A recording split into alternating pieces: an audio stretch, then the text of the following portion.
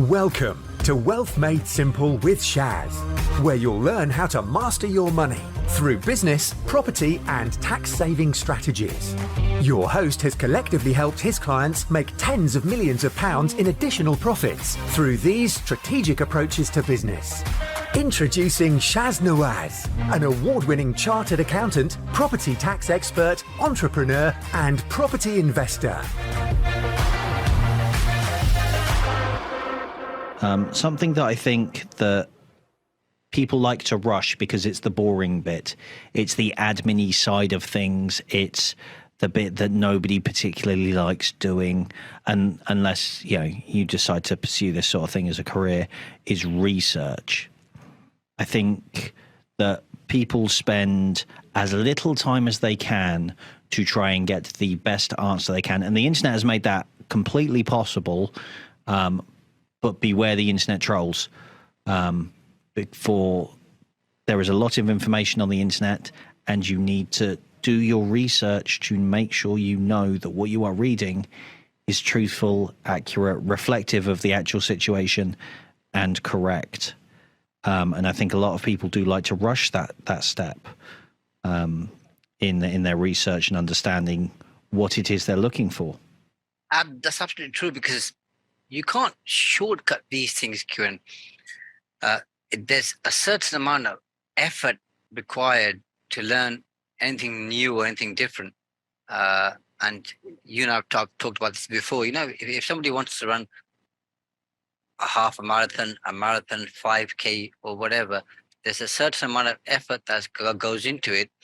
And if you don't put that effort in, the minimum threshold entry requirement, then you won't be able to achieve that long distance or semi-long distance run or marathon that you're looking to achieve. And just like that, you've got to put in the hard hours, the hard graft, especially if you're a beginner, in terms of growing your knowledge. So you get to understand what is property investing. Most importantly, by the way, look at the history of property investing. Where did it start? How did it start? Who were the pioneers? What challenges did they have? What problems did they have? You have to know the history of the thing that you're looking to get into.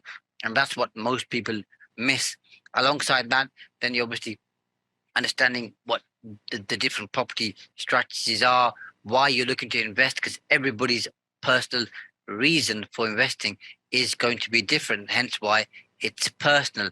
Then thinking about how can you get into property investing, thinking about who you can work with, the people that you need around you, the areas that you want to invest in terms of strategies. Do you want high capital growth and low yield or annual return, or do you want high yield and lower capital growth, or do you want a combination, or do you want to use other people's money, and obviously have a smaller return, but having 50% of something is better than having 100% of nothing. So it's about thinking about all of those things, exactly that, and being very sure in terms of where you want to be. And you can't get that from anybody else.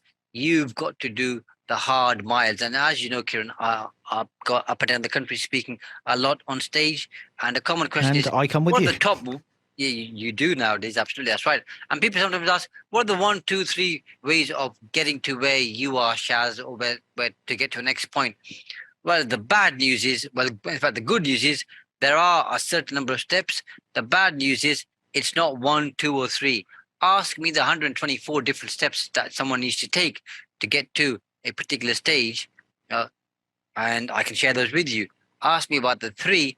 But there aren't 3, because there's no silver bullet, there's no magic pill, And if you're looking to do 3, then you're looking for a very lazy way to become affluent and successful. And I'm afraid, apart from the things that we've shared previously on different episodes in terms of winning the lottery or receiving a large inheritance, 3 ways aren't going to get you to where you want to get to. So you've got to do the hard miles, the hard graft, and the heavy lifting. Yes, you do, and that all. I mean, just think for 1 second, listeners. We talked about. We're talking right now about research and researching what you get into, and just the depth of that very simple answer that Shaz gave that we've spoken about, and how many facets there are to it. You can't just, because I know it's popular right now, you can't just go on and use a chatbot or a AI generator and go, what are the top 10 tips for getting into property? Because there aren't a top 10 tip. There are 10 tips, and we will share 10 tips with you. Absolutely, we will. But understand that that's just the tip of the iceberg. It goes so much deeper than that and so much more broad than that. And finding the tip of the iceberg is great. You're in the right area. You now know you're in the right area. Now it's time to drill down and see just how big this iceberg is. And I think it's important to recognize that. And I think alongside that, speaking of understanding things that people like to skip over, if you skip over your research, then you don't completely understand all the costs that are involved in property. I think that's one of the things that catches people out on more than one occasion when they're doing their brief analysis, because they'll go, well, I buy a house for 100 grand, I rent it out for 500 grand, £500 a month, I'm making 6 grand a year, boom, done, easy. Is it that easy, Shaz? It can be, once you've done it a few times and you know your way around where you're going. It's a bit like the underground, Kieran, because once you've been on the underground a few times and you've missed your stop and you've got lost, and you're from the Northern Line, you're on the Piccadilly line, on the Victoria line, okay, or on the Circle line, on the Hammersmith and City line, okay, then you soon understand how to get from point A to point B. It's like a maze, okay? But until you're familiar with it and you've missed a few stops and you've got lost, you're not going to know your way around. So the underground is very easy if you've used it for some time and you know where you're going. But until then, it's not that easy, no. No, exactly. And I mean, the idea of, I'm just going to buy a house for 100 grand, rent it out for £500 a month, 6 grand a year. Take me 10 years to make 60 grand. So in 20 years, I'll have made 20 grand and got all the money back that cost in the house in the first place. It's never that simple. I promise you that. Well, Kieran, as you know, a business plan never fails on paper. No, exactly that. But what about all the ancillary costs that suddenly you need to take into account in that calculation that you would have found if you'd done your research properly, and now you're researching the costs? You've gone by purchase price and then rental cost. Where are all the other costs that are involved? And I promise you, there are a long list. Yeah, I think it's important. So, we're not here to make it sound like it's harder than it is, but at the same time, we're not here to make it sound like a walk in the park. Because it isn't, and obviously we'd never knowingly, as you know, Kieran, misadvise anybody ever. So if you're looking to invest in property, as you've said, people need to be thinking about, okay, what's a desirable location for the types of tenants that they're looking to attract? What's the different distance between where they are and where their gold mine area or where they're looking to buy property? How far is that? Are they willing to travel? What are the rental yields and the returns in that particular area? What are the property prices in that particular area? How much money do they need to invest in that to get on the property ladder? How much competition is there? Is there any regeneration going on in that particular area, which is going to support the housing market? What's happening in the local economy and what's the local council doing in that particular area? What's the population growth? What's the historical house price growth? Is there a promising future? Okay, and then obviously with that, and again, there's a lot of work here if some people haven't quite caught on. What are the political factors, the economic factors, the social factors, the technological factors, the environmental factors, and the legal factors? Okay, that are going to affect this. And that what I've just shared with people right now is a model called PESTEL. So political, economic, social, technological, environmental, and legal. So thinking about all of those things, okay, helps you get prepared to go into a particular area. Once you've done your research and you've done your homework, and we've talked about this a lot, Kiran, you're well prepared. You've got the foundations right, and the foundations are extremely important to property investors. Then you're ready to go into the battlefield. Absolutely, I completely agree. Completely agree. And then so now someone's done their research and they understand that research is impossible. And now, caveat: you can never do too much research, but don't be paralyzed by research, and don't use research as a way of procrastination. Don't fall into that trap, because I have seen people do that before. They go, "Oh, I'm just gonna look into this," and then you speak to them a month later. Well, have you started yet? Well, no, I'm still doing my research. Okay, yeah, that's fair. 6 months later. Well, I looked at this and then this came up and I went down this rabbit hole and I did some more research on that. So I'm still doing research. A year later, I'm still doing research because then this happened and then this and then we call it paralysis through procrastination. And 5 years down the line, they're still researching. You don't need Absolutely. that much research. That's because, as we shared on the episode to do with money, they don't have the confidence to make that next move, Kieran.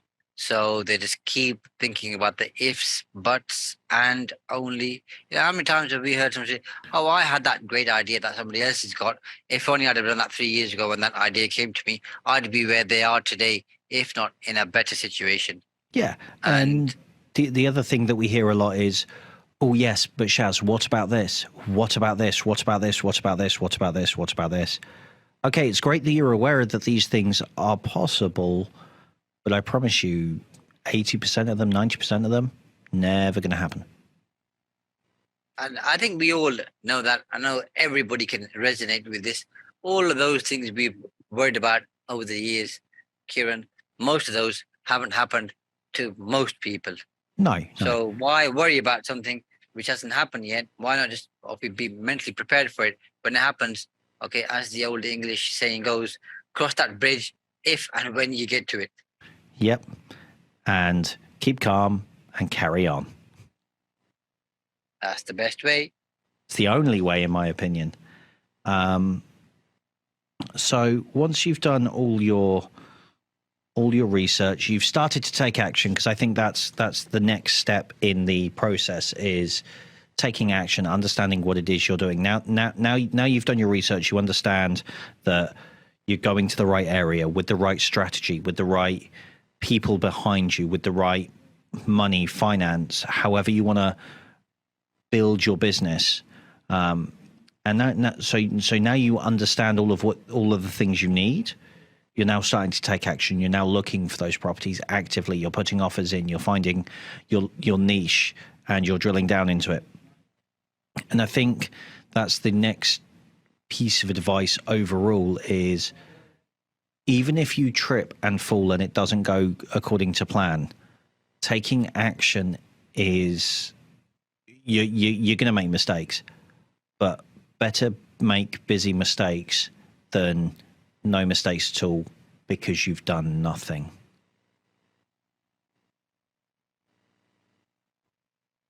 That's a terrifying place to be. Well, I think it's that, again, saying where you miss 100% of the shots you don't take. Yep. So you've got to take some shots. You've got to take some risk. This low risk, medium risk, high risk. You've got to speculate to accumulate, as we all know. So that all of that involves action, which you and I have covered quite a bit. Yeah. But I think once people are ready and they've done the research and they're kind of clear on their strategy and they understand their exit plan, they understand how lending and mortgages work, they have their power team in place.